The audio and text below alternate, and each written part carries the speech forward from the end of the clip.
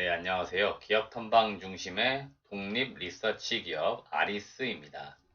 오늘은 파버9에 대한 기업 분석 10분 영상을 올려드립니다. 주식을 투자하시면서 딱 10분씩이라도 공부하시면서 투자를 하시면 좋겠습니다. 그럼 오늘의 기업 파버9에 대해서 알아보도록 하겠습니다. 파버9은 한마디로 말해서 프리미엄 TV 외관을 생산하는 기업에서 이제는 의료기기까지 생산하는 업체로 변모하고 있는 기업이다라고 보시면 좋겠습니다. 파버나인은 1997년 회사가 설립이 되었고요. 2014년도에 코스닥 시장에 상장을 했습니다. 대표이사는 이재훈 이분이고요. 초기에 이 회사를 창업할 때 당시 한 세 분하고 함께 동업으로 회사를 차리신 것 같고 현재 그 세 분 모두 재직 중에 계십니다. 그래서 이 회사를 보실 때는 핵심 인력이 대표이사와 그와 관련된 임원, 그러니까 당시에 회사를 창업했던 세 분이겠죠. 이분들이 핵심 인력이다라고 보시면 좋을 것 같습니다.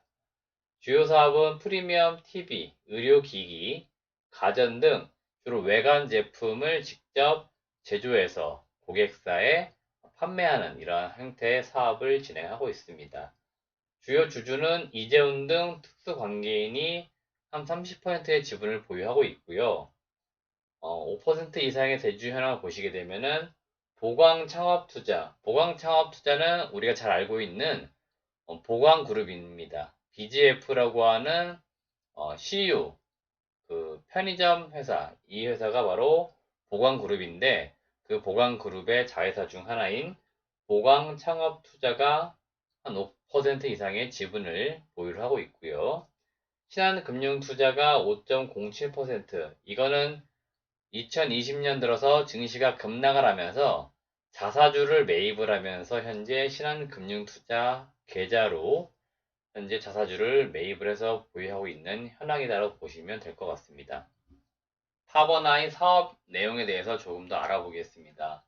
파버나인은 그림에서 보시는 바와 같이 TV나 가전제품에서 특히 냉장고, 그리고 의료기기 중에서는 엑스레이 쪽으로 외관을 만드는 데 상당히 강점을 가지고 있습니다. 그래서 알루미늄 합금의 정밀 가공을 통해 가지고 이 표면 처리를 해가지고 이 외관 기기를 만들어서 고객사에 납품하는 사업을 하고 있습니다.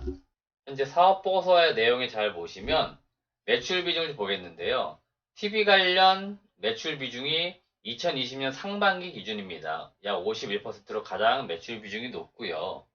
의료기기가 약 22%, 그리고 가전제품이 약 9%, 그리고 똑같이 생활가전인데 가전제품의 내외장재 17%, 그러니까 고객사가 주로 삼성전자인데 2001년도부터 삼성전자에 가전제품을 납품을 했었고요. 그리고 2011년도부터 기존의 삼성으로부터 기술력 인정받았기 때문에 의료기기까지 사업 영역을 조금 넓혔습니다. 그러면서 전반적으로 매출 비중은 TV, 의료기기, 그리고 가전제품으로 분산이 되어 있다고 보시면 될 것 같고, 파버라인의 가장 큰 강점은 바로 기술 집약적 산업으로 인해 가지고 현재 고객사인, 주요 고객사인 삼성전자, 그리고 협력사인 파버나인과의 이 단단한 파트너십을 통해 가지고 수직 계열화된 부분들, 이런 것이 다른 어떤 경쟁사들이 이 사업 분야에 크게 진출을 하지 못하는 진입장벽으로서 요인을 가지고 있어서 파버9 입장에서 볼 때는 상당히 강점이다라고 보시면 좋을 것 같고요. 아노다이징 표면 처리 기술이란 금속 위에 도장하는 기술 중 한 가지로서 금속 표면에 산화 피막을 형성시켜 제품의 산화를 방지하여서 내구성을 높여주게 됩니다. 알루미늄 아노다이징은 이러한 어떤 아노다이징 기술 중에 한 가지로서 이것을 하게 되면 내식성, 내마모성, 내절연성이 강화되는 장점을 가지고 있습니다.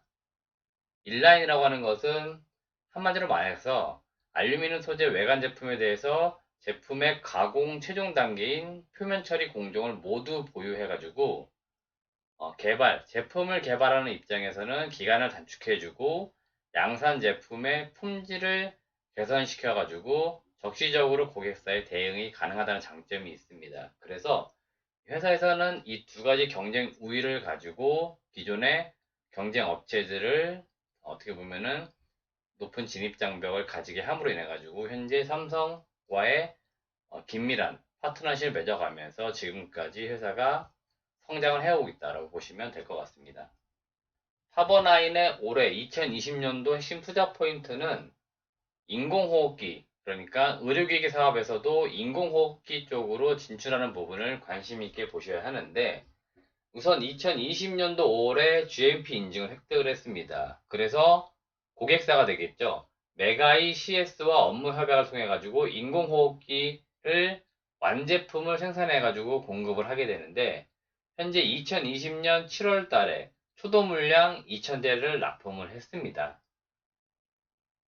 그리고 인공호흡기 관련 올해 예상되는 매출액은 약 500억 정도 예상이 되고 있기 때문에 이 부분에 대한 매출과 영업이익은 실질적으로 3분기부터 실적에 반영될 것으로 기대를 가지고 있습니다. 그래서 현재 제가 이제 방송을 촬영하고 있는 지금 시점 2020년 9월 11일 기준으로 볼 때는 인공호흡기와 관련된 매출이 올해 반영되는 부분들, 이런 부분들을 분명 투자 포인트로 기억을 해 두셔야 된다라고 말씀을 드리는 겁니다.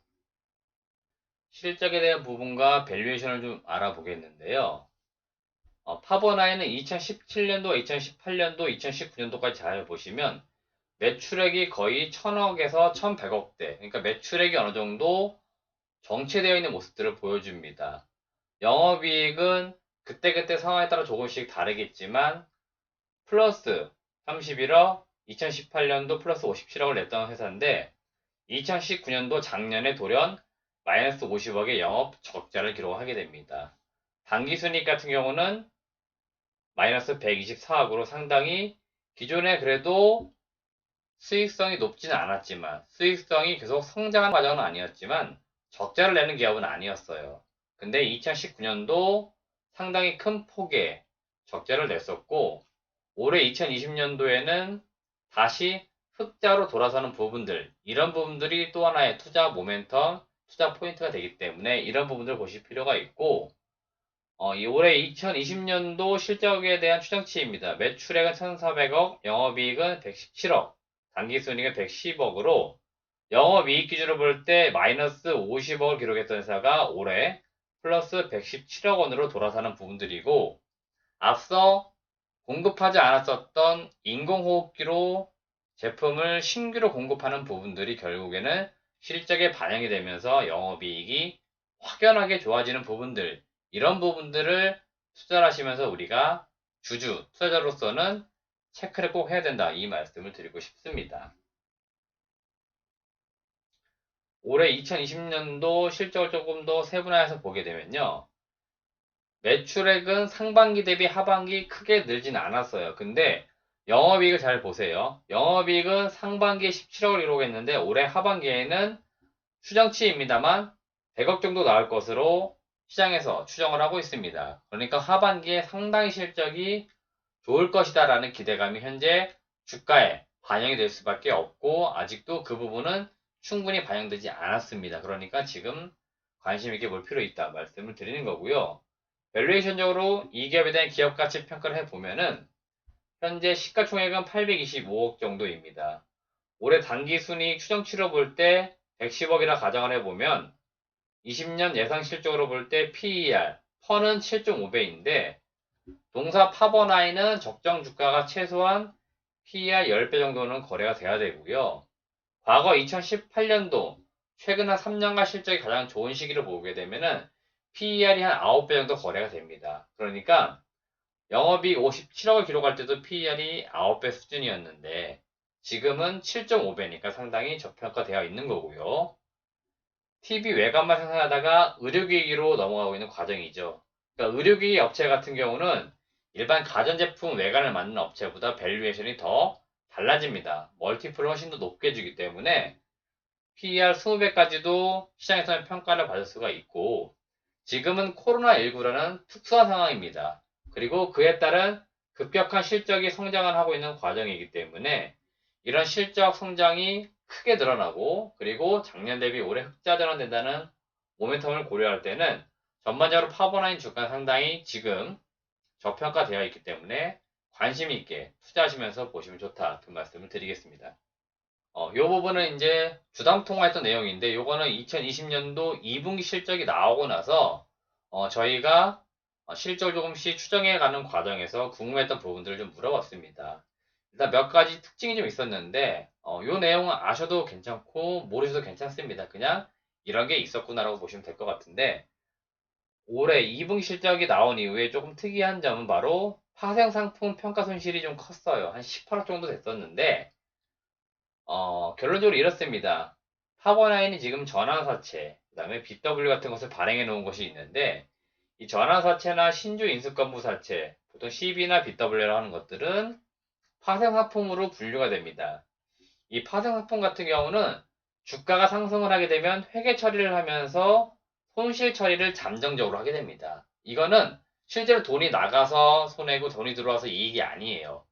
기존에 채권이 있죠. 채무 관계죠. 쉽게 말하면 이 CB와 BW 발행을 했었는데, 전환가액과 행사가액보다 실제로 분기 끝난 실적이 마무리된 시점에 주가가 위에 있다면은 이 부분을 잠정적으로 내재적 손실로 회계 처리를 하게 됩니다. 그래서 이 파버나인이 앞서 2분기 실적이 분명히 플러스였는데, 영업이익은 플러스였는데 단기 순이익이 마이너스가 났던 이유가 바로 이 부분이었다고 보시면 될 것 같아요. 이 부분 좀 컸던 것 같아요. 이게 한 18억 정도 됐습니다. 그리고 유형자산 처분 손실이 약 8억 8천만 원 있었는데, 이 부분은 어떤 자산을 처분하면서 손실로 본 거지만은 실제로 메가이CS와 인공호흡기 위탁 생산, 그러니까 기존에 인공호흡기를 만들지 않았었는데 이걸 만들기 위해서 기존의 사업 중에서 이익률이 안 좋았던 도금 라인을 처분하면서 라인을 정리하면서 처분 손실을 한 겁니다. 그런 일회성이었기 때문에 이건 다음에는 크게 뭐 문제될 요지는 없는 것 같고요. 그리고 잡손실 18억, 요게 18억이었던 것 같네요. 잡손실 18억은 베트남의 생산법인이 있죠. 이 생산법인에서 회계 처리를 좀 하는데 현재 감가상각 누계, 그리고 우리나라 파버나인 생산 공장이 있겠죠. 이거를 합산해가지고 회계 처리를 하면서 역시나 잡손실 18억, 이 부분은 일회성 손실이었기 때문에 향후 하반기에는 이런 손실 부분들이 잡히지가 않을 거예요. 그래서 상반기 영업이익이 낮았지만 하반기에 상당히 좋아지는 것처럼 아마 보여질 겁니다. 마지막으로 인공호흡기가 하반기에 가장 큰 모멘텀이었기 때문에 주식 담당자와 통화하면서 이 부분도 저희가 확인한 게, 5월부터 지금 생산해가지고 7월 달에 2천지 납품 완료했다. 그리고 2분기에는 매출이 잡히지 않았다. 하지만 3분기에 상당히 의미 있는 숫자의 실적이 매출로 반영이 될 거다. 이거는 이미 언론 보도로 나온 내용입니다. 팩트, 사실이기 때문에 이런 부분들 다시 한번 통화를 하면서 확인을 했던 거예요. 그래서 투자하시는 주주분들도 이런 부분들을 꼭 체크를 해 가시면서 파버나인을 보시라, 이 말씀을 드리겠습니다. 네, 지금까지 간단하게나마 파버나인 기업 분석 영상을 좀 올려드린 거고요. 향후에 앞서 투자 포인트 그리고 주담 통화 내용들, 이러한 부분들은 주주라면 꼭 우리가 이 기업이 어떻게 사업이 진행되고 있는지를 체크를 해야 될 부분들이기 때문에 향후 파버라인을 투자하시는 분들이라면 이러한 부분들을 꼼꼼하게 체크해 가시면서 투자를 좀 하시고 꼭 좋은 수익을 내셨으면 좋겠다라고 말씀을 드리겠습니다. 앞으로 파버라인에 대한 탐방 내용이라든지 주담 통화 내용이 있다면 저희가 계속적으로 저희 카페에도, 네이버 카페가 있는데 네이버 카페에도 올려드리고 지금과 같이 영상을 통해서도 올려드리도록 하겠습니다. 지금까지 영상 시청해주셔서 고맙습니다. 감사합니다.